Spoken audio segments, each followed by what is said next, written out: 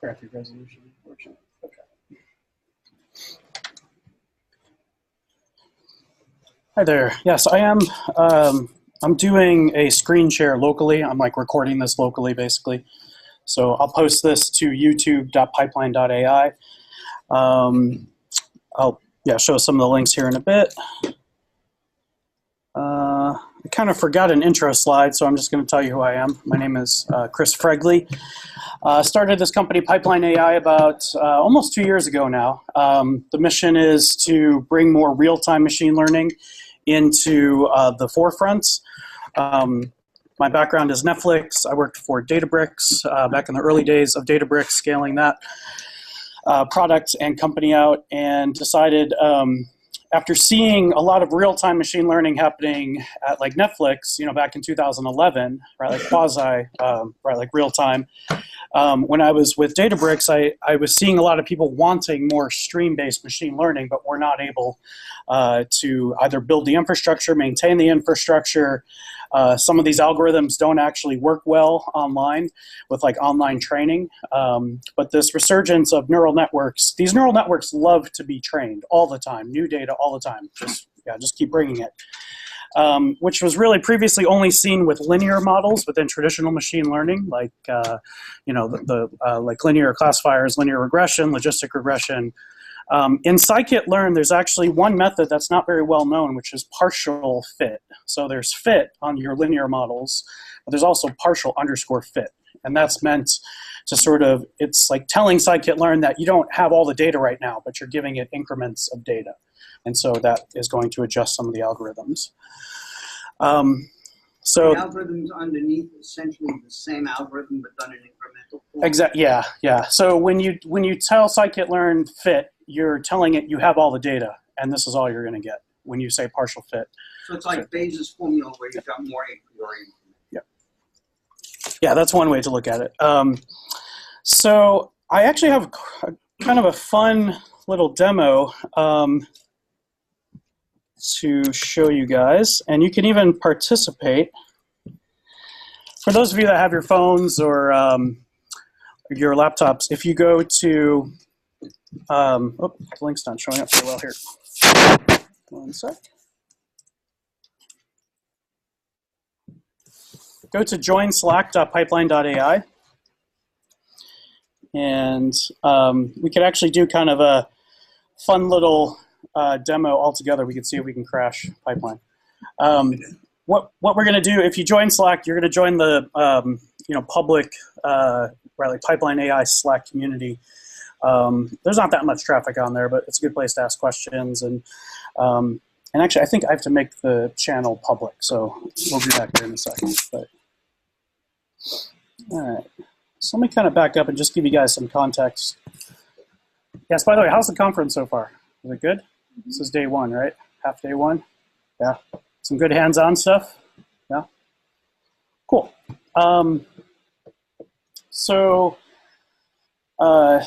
What we have here, I've attempted to build sort of an online classifier that you can actually predict directly from Slack, which is kind of silly, right? But it's kind of fun. You can also train the model from Slack. And, this was something I had demoed last year during a series of talks, and it was very wildly popular. People wanted to see the code, know what's going on. So the ability to actually train models with Slack and actually label data. So you can now crowdsource and train models online. So I'll try to show some of that towards the end, but the fun part is actually making predictions from Slack. And I took this from a MapR presentation, so just ignore the MapR stuff. But yeah, so, and actually using streams, in this case we're using MapR streams. The demo I'm showing has Kafka streams. And I'll also show you guys how we can deploy new versions of the model and put them into shadow mode, right? This is something Netflix did like all day, all night. And when I left Netflix, I thought this was common. And yeah, every place I'd been to, this concept of a canary, right? When you push out a new model or a new microservice, what you typically do is do a split canary. That's the easiest, where you send 5% traffic to the new version, see how it does. But just keep in mind that you're basically screwing those 5% people that you're sending. You're basically giving them a potentially bad model. And so, these are just common A/B test things to worry about. So what you really want to do is put these models in kind of a silent mode and send traffic to them in a shadow best effort mode. And so this is all made possible. Actually, so like the entire pipeline stack, which I'll be describing. So I describe pipeline here not as a product pitch, although that's certainly comes out, but as more of the culmination of the research we've been doing for the last couple of years and the use cases we've been building up with our customers. So yeah, so we've built everything on top of Kubernetes. Fortunately, we chose Kubernetes very early. We've seen the evolution, been through all the pain, so we know Kubernetes very well. We also use something called Istio, so that's that little sail thing over there, and that really takes care of all the routing for us and all the traffic shadowing, traffic mirroring. With just simple configurations, you can introduce circuit breakers, which Netflix is very famous for. This is actually why we chose Istio. It was based on a lot of things we had seen and built at Netflix, right? These circuit breakers, these ways to inject right, like delays and add 5-second like latencies just randomly, chaos monkey type stuff, right? And let's see. We also just recently, in the last 6 months, added this new project called MLflow, and this actually comes out of Databricks. So I know the folks working on it they're like some of the best engineers at Databricks. We use MLflow, and so these are pretty much all open source. I don't think Slack is open source, but yes, MLflow is a way to track experiments, and we've extended MLflow to track online experiments. So traditionally, the way Databricks thinks, they're still very ETL, batch offline focused, right? They have Spark streaming, and it kind of works, sort of works. But really, MLflow is meant to track sort of one training job that took 8 hours, and which hyperparameters did you use? How deep were your decision trees, and what was the output? How accurate was the model offline? We've extended MLflow to actually handle more sort of online metrics coming in at super rapid scale, so we can make decisions and start to shift traffic depending on the current state of the overall system. So I've chosen this kind of Tinder-like thing. Can't really see this thing's covering it, but if anyone here has used Tinder, you will be familiar with the horribleness of online dating. But what we're going to do basically is do something similar, but through Slack, where it's kind of, is this a cat, right? Is this a dog, sort of thing. So Tinder is horrible, but it's really the only way to meet people these days, I feel like. Or Santana Row. Yeah, that's the other place to meet people. All right. Okay. There's lots of choices for platforms, and in fact, there's quite a few of these folks that are speaking at this conference. And just to show the landscape a little bit, so there's, this, I can't remember where this actually came from, but you see MLflow is on there, some other companies, Neptune. There's this project called CoopFlow that lots of people know about now. It's a Google project that's been open sourced that kind of cobbles together. It's like Kubernetes with Jupyter notebooks with TensorFlow. And it's basically like a big Docker registry full of these images that you can kind of pull together. They have their own way to do workflows, right? Like PipelineAI uses Airflow because that's what everybody uses, right? Versus something like CoopFlow that's trying to do so many Kubernetes native things. So they've actually built their own, or I think this other project out of Intuit called Argo that helps you sort of create Airflow-like workflows. So we like Airflow because everyone knows it, very familiar. So this is kind of landscape. Actually, funny enough, one of our competitors, RiseML, actually just folded, I think the beginning of the year. I had gone to their site to look something up, and they have a big page that said, sorry, we've decided to shut the doors, based out of Berlin. So that was kind of bittersweet. Okay, and again, we're describing this because this is all we've been doing for the last 2 years, is trying to make these models work with any hardware, work with GPUs, work with TPUs. The sort of larger right, like description of this space is sort of model management, and like we're very production focused. So like we're not just managing models offline and how well they do offline, but we're actually getting these into production as quickly as possible. The thinking here is that you can't really validate your model offline, right? Like that's not good enough. There's still online, yeah, there's like online things that are happening. At Netflix, for example, like we would push these models out as quickly as possible and see how they do online. And we were able to do this because of the Netflix platform, the shared components, and that's what we're trying to like recreate here for the right, like non-Netflix folks. Okay. So yeah, like you can see here where you could deploy. So right, like we have a shared community edition that's free.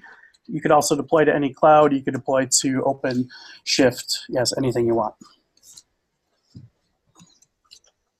Okay. Yeah. Did anyone join the Slack channel here? So I could just do it just to show you guys to speed this up. Yeah, does anyone know how to make a Slack channel public? Slack drives me nuts. I can't figure it out. Channel settings. Additional options. Shut the channel. Okay. Anyway, so I'll do it right here. So I could pass in any sort of image. I could do /predict. Go grab, I actually have a cat pic right here. Boom. And this is using, this is so silly, but like people love this. So yes, I love it. I do it, yeah, like throughout the day. I just do it just to see if it's working. And so here we go. Yeah, just within, like 15, 20 milliseconds, we see that this picture is 99.75%. Now this actually came back from variant 1. So this is very important. So if I show the actual pipeline portal here, there's two variants. There's like variant 1 and there's variant 2. They've been trained on, the first variant has been trained on smaller data, right? Like smaller sets of data. So yeah, actually the, right, like kind of like secret here is that we're using transfer learning. So we've trained the model offline. We've like picked up somebody else's model that's been trained on millions of images, right? In this case, this is MobileNet. We've then sort of retrained the model on our specific cat and dog pictures. And really, the first model used one image and still got 99.75% confidence. These are small data sets. But so now version 2, we trained on, I think it was 20 images each, 20 cat images, 20 dog images. And if we, right now it's just round robin 50-50, so if I run this again, it should actually potentially hit V2, and we'll see a higher, yeah. So there's V2 right there, you can see is a bit higher. It's 100% confident. That's how confident it is. All right, so this is fun, and then like you can actually adjust these. You could put these into shadow mode. We could actually, if I send a bunch of traffic right here, I could actually see these things lighting up, which is nice. If I shadow traffic to 2, I'll still see like traffic going to 2, but Slack will only show results coming back from variant 1. So this is how you can safely push things out. So hopefully that kind of gives some context there. Okay, and I showed that. So this is the overall architecture.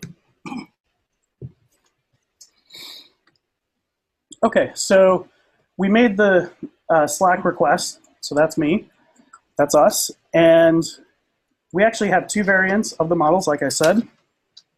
We trained those models, and we like uploaded the results of the training to MLflow, so we could actually see the accuracy. If I go back to the little portal here, actually let me go back to the image before.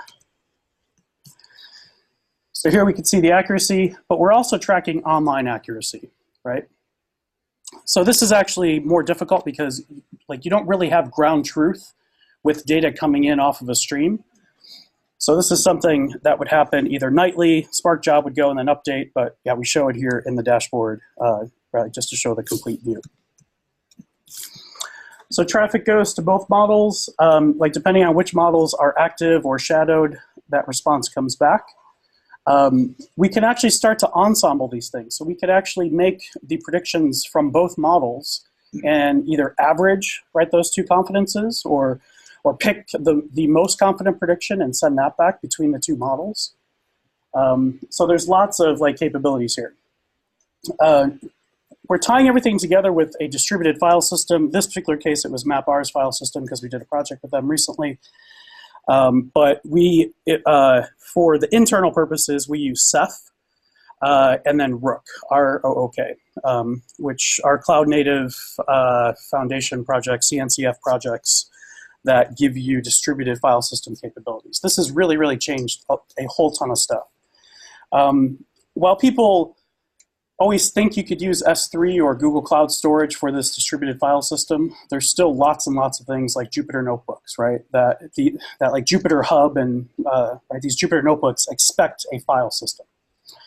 And there's all these like wonky plugins for S3 to sort of translate between a directory structure and S3, and they're all in kind of different states of disaster. So one flow here is that we're actually sending traffic to what the MapR folks call decoy. Yeah, I sort of call this more of an archive. So this lets you actually replay data later on. So we're using streams everywhere, right? So all messages, even on the predict, right, but also train, which I'll show here in a sec, get like archives. We're treating Kafka just like a database. And then at like any given point in time, you could back up and then replay on right, like model version 3, 10, 12, whatever. Okay. And then, of course, we can add canaries, which really come in down here. And then we could see these canaries and these shadows showing up in the... Okay, so this is the actual online model training with streams. So there's another way, and actually, I don't know if this one's working, but /label, you would give it that same image and say cat. And now that then goes into the next round of training, right? Yeah, so any new labels that come in, right? So this is potentially scary. If suddenly you're given 500 cat images, right, like, yeah, so now your model starts to overfit towards the cats because that's all it's seeing. So this is kind of use at your own discretion kind of thing, but we've got the actual architecture all stable here. And yeah, similar kind of thing. You would archive, actually don't show it here, but you would archive and then you can go back and actually replay. Actually, I think for this, we realized we don't even need the archive because we're already really basically archiving it in that main stream there.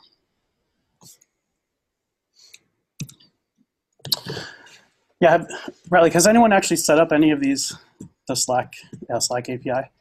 It's like it's so fun, but it's so painful. And like at the end of it, you're like, yeah, all I did was just do /something and it called a webhook, but you just spent like 8 hours on it, right? So there's all kinds of OAuth crap you have to work through, and Slack also has interactive components, so you could actually have buttons, you know, showing up there, and you can have drop downs and all kinds of crazy stuff. Okay, so that's it from that one. I actually had another presentation here I was going to show, but I slipped this one in. Yeah, has anyone heard of Salesforce Einstein? Right, like, do you guys know about this?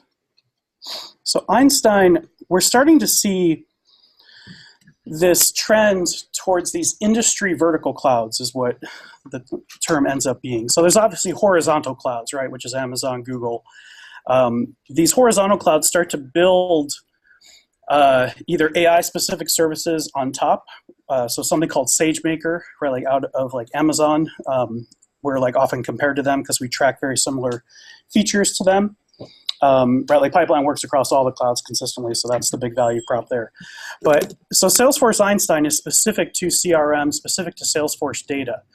And it's, so right, like Salesforce is like collecting data. Humans right now go through and kind of figure out which leads that are the highest, you know, like sort of gut driven, like which ones they should go after. Yeah, so Einstein actually starts to give you, the customer of Salesforce that's actually looking at this data, it starts to recommend people and says, based on previous like history, yeah, right, like we feel these are the top 10 you should be going for. They start to label. And so similar to like GE Edison. So right, like GE is very big into healthcare, right, like obviously IoT type use cases as well. for some of the machinery side of their businesses. But so GE Edison is this vertical cloud that customers of GE or partners of GE go to get data sets, to run like models specific to healthcare. Like there's a lot of natural language processing going on, a lot of like imaging like type use cases. So there's value being added on top of these horizontal clouds. And with Salesforce, GE, so their partners actually use all the different clouds. And so we actually work with Halliburton as a very similar case. So like Halliburton, a big oil and gas life sciences company, they're building their own platform on top of Amazon, on top of Azure, on top of Google. So they essentially need something specific to oil and gas, but also machine learning based. So we've been working very closely with that. We've also seen use cases come out of Huawei, Expedia, more travel focused, like vertical clouds. We've been speaking with Nielsen Analytics, ARM, like the electronic side, sort of supply chain type stuff, and then Honeywell, those little thermostats and things in your house. So one problem that we've been focusing on recently is privacy. So there's this, let me think, do I have the right slide here? Yes, I'll just talk to it.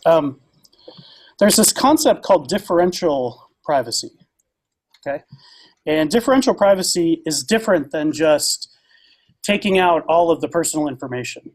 There's times, so yeah, I think like most recently there was a case where two data sets were combined, two like completely disparate data sets. One was the New York taxi like data set, which has no personal information by itself.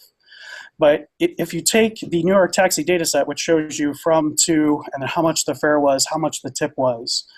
So that whole data set can be combined with Instagram, and you can now start to figure out, like which celebrities are cheap and don't tip. So this is actually happening, right? So you can see with high confidence, people posting pictures in Instagram saying, I'm in a taxi going from here to here. Now you combine it with the New York taxi set that shows that it was a $10 fare, they didn't leave any tip, or they left $1. So now you can start to figure out more personal information about someone that each data set wouldn't reveal. So the folks over at Google have released, just I think it was November, December, a library for TensorFlow, right? So of course Google's all into TensorFlow. Any new research comes out, there's always TensorFlow examples, which is really good. And you can actually train models now with a particular level of privacy. So of course there's something called epsilon. It's a variable that you set. And if you do very high epsilon, it's more private. If you do low epsilon, it's less private. But there's this balance between accuracy of your model, right? Like latency for the predictions, that's always been there, right? Like you could have a very, very deep neural network, 500 layers deep, that's super accurate offline, but takes 15 seconds per prediction online. So when Pipeline first started, we kind of set out to balance accuracy with latency. But we've recently been like moving more into this space called differential privacy. There's really not much on the internet about this, by the way. There's a couple podcasts I've heard some really industry experts, but they're like pretty sparse. But the idea is, if like somebody asks you, who did you vote for? And like you would say Trump, you would say Hillary Clinton, right? But you're not comfortable because at some point you can match that up and figure out that you were part of this model and this is who you voted for. So now what you do is when someone asks you, you flip a coin. If it's heads, like tell them the truth. If it's false, flip the coin one more time and then like do the same thing. Like tell them the truth if it's heads or lie if it's false. So like you're never quite sure if you just see a like row of training data, right? Like you're not quite sure if that row is true or if it's been like subject to this coin flip. So that's where, and it's basically like introducing randomness into the training process. And with so much data, right, like you could actually subtract out that randomness for the final prediction. So each individual row has that randomness built in, but sort of overall you could subtract it out. It's fairly deterministic, and that's where the epsilon comes in. Okay. So the cool thing is that you could actually take an existing model, and like we have a ton of them off the PipelineAI GitHub. It's just github.com/PipelineAI. There's three examples of MNIST. There's MNIST that's super accurate. There's MNIST that's super fast, right? That's the latency. And there's MNIST that's super private. And I don't have that like demo queued up, but like you could actually like deploy all three of those side by side and make predictions and see how it's doing. And so this is the exact thing that you want to do in production, because there's only so much you could do offline with sort of batch historical predictions, right? Like simulations. So that's an area. This is actually straight out of our pitch deck, which is if you're trying to do this with the cloud providers. So this was actually a blog post, I think, from last month. And I tweeted about it. I don't tweet that much, but this was hilarious. So the whole blog post was about like continuous model deployment with the current Amazon SageMaker. And the sort of rub here is that SageMaker itself can do model training and has notebooks and can do and can like push models into production as microservices. But to actually get real or like value out of this, you have to bring in Fargate and like Amazon Code Build and about 7 other Amazon services just to get this kind of functionality. And so like I thought this was a joke when I read it. I was like, this is ridiculous. I can't believe they would be highlighting such complexity, right? Like around something that like we all know is fairly straightforward, which is deploying right, like new microservices or models into production. Yeah, there's AWS Glue, which I didn't even know was a service. You start peeling this back and it's like, man, this is crazy. So the like solution, of course, is that with Pipeline, it's just one button, right? It's deploy or it's like optimize, whatever. So one other fun thing, this is actually from a survey we did. I have it here. Sorry, I'm flipping through, crazy person. Oh yeah, so yeah, that's the deploy right there. With one button, right, like we actually generate multiple variants of the same model. So this is one original model that was given to us. We actually generated, right, like 11 new variants. And it's not just model variations, it's runtime variations. So, right, like we're all familiar with like hyperparameters, right? These are parameters that we pass into our model during training that slightly alters the way that the model trains. And certain hyperparameters make the model more accurate, certain ones make it faster, certain ones, right? But it's like all over the place, right? Like certain, it's like certain parameters make it more private. So this is all over the place. This is dependent on the workload itself, on the type of data, on the feature engineering that has gone into that data. And there's really no way to tell which one parameter or which set of parameters will work. So this is obviously HyperParameter Tuning, or like hyperparameter optimization, which is a very strong field right now. So most people do this hyperparameter tuning offline, and they get the best model offline. Typically, the target is the like highest accuracy. But here we actually want to balance accuracy with performance, with actual like request response. So here, like you can see, 9 milliseconds compared to 65, or compared to 85 milliseconds. The cool thing too is that we could actually spread these across all 3 clouds, or on-prem, OpenShift, and see, right, like where are we getting the best performance. Yes, people always ask me what's the fastest cloud, and these days, honestly, it like was Google for quite a long time, just because nobody uses Google, right? That's the joke. So it's the fastest network. But we've been seeing really, really good performance out of Amazon recently, which is good to see because everybody uses Amazon. We do see quite a bit of Azure, and they have really, really fast GPUs. There's something going on with the way that they interconnect their CPU boxes that are in the racks to the GPUs that are in the racks. They have very, very fast interconnects. So for Azure, for like GPU workloads, we typically send people towards Azure, and then for pretty much everything else, Amazon. All right, the rest of it's just, oh, yeah, I should show you guys this. So again, this is pitch deck speak, right? So I was speaking with one of my buddies from Netflix recently and asked, hey, what do you guys use for your current prediction servers, right? Because every service now is making predictions within Netflix, right? Like gone are the days of just searching for keywords and returning back the results. Now it's keywords plus your most recent history, plus what you just watched, plus what we anticipate. What somebody in Norway is currently watching that you've been clustered with and seem to like, horror shows that feature Canadian actors targeted towards age 19 to 26, something like that. So he sent me some of these stats. It's the M512XLs. M is for memory, right? I think C is for CPU. If you see a C class, that's optimized for CPU. If you see M class, that's optimized for memory. So they're obviously loading these models, these huge models, into memory. These are $2.30. This is our markup. This is just kind of forget about that part.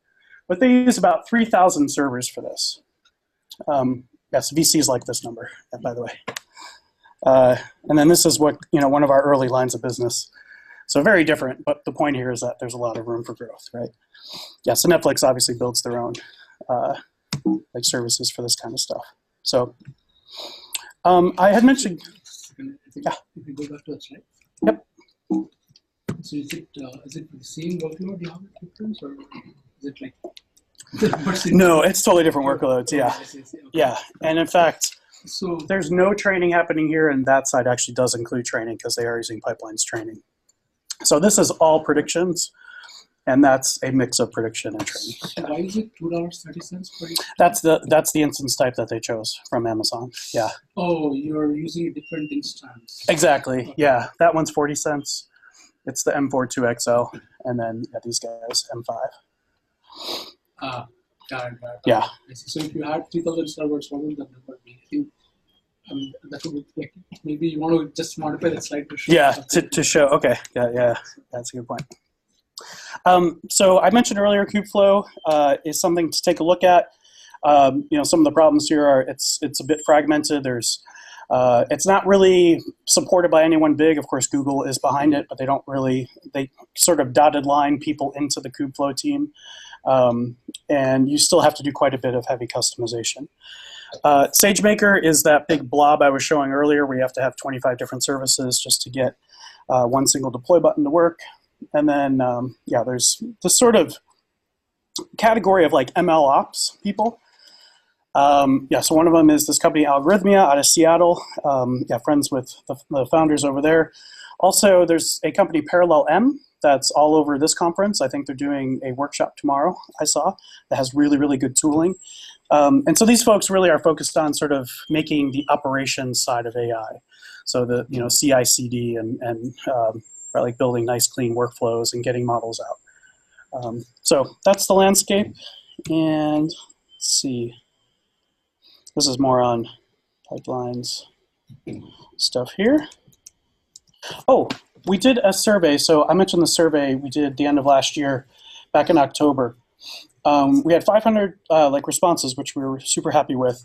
And some of the things that people are looking for are time to deploy new models to live production. This was the highest. There were about, I think, 15 or maybe 20 different choices. People wanted to be able to manage a large number of models in production. Also, this was a big hit, which is reduced time to detect bias. So we are the sort of prediction channel, right? Like to make predictions. And because we actually are part of that like prediction middleware, right, if you will, people have, it's like they've compared us to like BEA Systems, which is a company I worked for straight out of college. And because we're actually part of this prediction flow, like we could start to annotate and add value onto these predictions. So as we're making predictions, we can detect, are these unconfident predictions? If it's a 50-50, before I showed 99.75 and 100, which is very rare. If we start making predictions that are 50% or 49-51, we'll actually send this data to a Kafka topic, that's the implementation detail, and start to show these in Slack, right, which is really cool. And have people throughout the day actually relabel this data, this unconfident data, and send it back in for training. So this is actually a real life use case we did with the Expedia folks, where they needed real-time insight into the types of fraud that's happening right now, right? So the Expedia folks, the group that we worked with was called HomeAway, or yeah, is called HomeAway. They were purchased by Expedia a few years ago. And this is very similar to Airbnb, where people upload user-generated content. They're uploading pictures of their bathrooms, their kitchens, and people start to put phone numbers in there because they want to go off the HomeAway system and not pay the fees. Or they put the listing on for $1 so that it shows up the cheapest, but the cleaning fee is $750, which they don't take any cut. So these types of craftiness, the data science team wanted sort of real-time insight into this. And so suddenly we're making predictions if it's fraud or not fraud, these images that are being uploaded, and they're coming in at 60%, 40%. So you could set a threshold. And once that sort of unconfidence threshold is met, we start to send data for sort of manual review, manual override. So that request response still comes back within 5 milliseconds, 10 milliseconds, fraud, not fraud. But on the back end, we're actually flagging it as unconfident, and then we're able to relabel. Also, the sort of auto-optimization side of Pipeline seems to be pretty attractive because we can actually generate new variations that the data scientists didn't think about, or try different runtimes. For example, there's so the NVIDIA Corporation has a product, or it's a free product, but it's this customized runtime called TensorRT, and it works with Caffe and TensorFlow, and it's customized for the GPU. And so we've actually pinned together, or pinned one, the straight up GPU TensorFlow serving versus the TensorRT by NVIDIA, and put them on the same GPU, and we can compare it. And quite honestly, sometimes it's faster, sometimes it's not. And that's the exact reason why we give you the ability to try these things at the speed of thought. And then also, so I had shown this slide before. We could actually arbitrage across all 3 clouds. And if we lose our spot instances, for example, the Amazon spot instances that come in about, what are they, 50%, 60% of the actual on-demand cost. So if there's a bunch of servers that aren't being used, Amazon puts these servers on this, this sort of public auction, and they're called spot instances. And you're paying, a fraction of the cost. But now you lose them. Right? So I think Amazon gives you 10 minutes to move all your workloads to the on-demand. And there's whole companies that have been built around this migration. And so we can actually shift our model servers to the next cheapest cloud. So let's say we lose the spot instances, and now we're paying the on-demand price, and now Google becomes cheaper, or Azure becomes cheaper. We could actually shift that model serving traffic over, or training traffic as well, over to the cheaper cloud. Cool. And I think that's it. How much time do we have? Yeah, that's it, right? 2:30? Yeah, any questions? Yeah. It's help when you said reduce time to detect bias. Yeah, so right, the distribution of the data that you've trained the model on. And that's really the sort of the best type of data that can come in matches that distribution. So data coming in from the wild to be predicted, if that data starts to shift distribution, that's not the best model anymore. So now we have to go back and figure out, maybe retrain on this new data that's come in. Right. So that would be in this sort of ever-shifting land of data that's in the wild. So these models can actually start to decay pretty quickly. The most obvious example is fraud. So that example there, this particular data science team didn't anticipate the $750 cleaning fee, $1 rental fee, but they were able to detect it pretty quickly, retrain a model, and then deploy that within hours versus 6 months.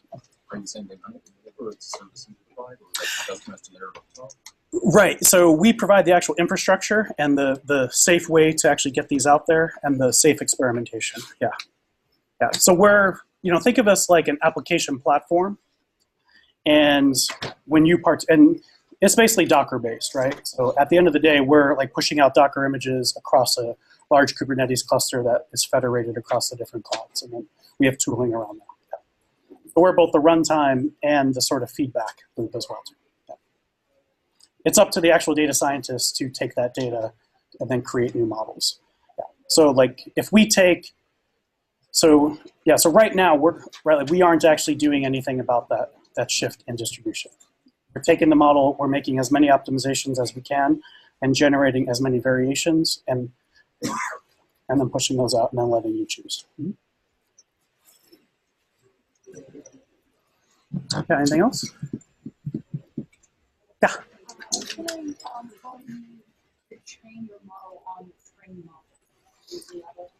Yeah, so, and only certain types of models are really good with this. So because neural networks prey off so much data, each new piece of data like doesn't really affect it that much. Also, each neuron isn't really that aware of what the rest of the network. So it's more the entire network that matters for these neural networks. So yes, as new data comes in, you know, if this is on the order of hundreds of images, it can sort of incrementally. Oh, yes. Is your question about the like transfer learning part of it, where we started with a model and then that was trained for something else, and then apply it to the dogs and cats, or the more real time? Yeah, yeah. So, and it's the same concept. That's why it like popped in my head. It's when you train a model or take somebody else's trained model that's been trained on 1,000 classes of something that doesn't matter to you, penguins and churches and stuff, if that doesn't matter, but you're really interested in cats and dogs, you can actually chop off the very last layer that knows about all those 1,000 classes and put in your 2 classes or 10 classes, whatever makes sense, and then send data through, right, like labeled data. This is labeled data, right? So this is a picture of a cat that you say is a cat. You're now reusing all of the current like neurons that are in this network and like reusing all the edge detection and all the color, you know, like contrast. But now you're applying it to your own domain. And this is very commonly called transfer learning. Some people call it fine tuning or like retraining, but it's like super effective, like because you don't have to start from scratch. So you can take, the trick is if you take someone's model that's been trained on a bunch of cars and now try to apply it to faces, yeah, that's not the best model, right? Like that's not the best use of transfer learning.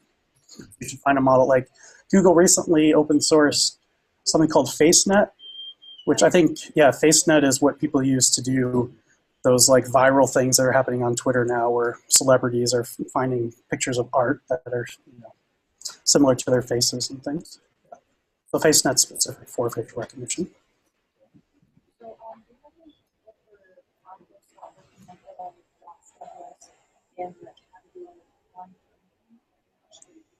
Yeah, what did I just, actually, I just did a blog post on Monday. If you go to Medium and try to and search for PipelineAI, there's 2 or 3 links in there. I probably still have it in my.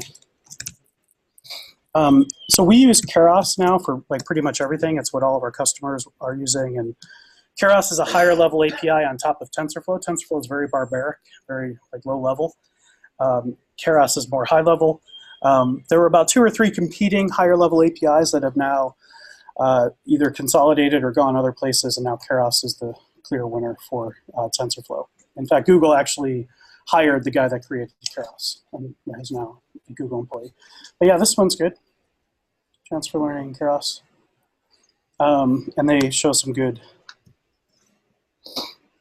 There's also a book by the guy who created Keras, actually. I think it's called Deep Learning with Python. Kind of a crummy name. By Manning. And yeah, he talks about this transfer learning.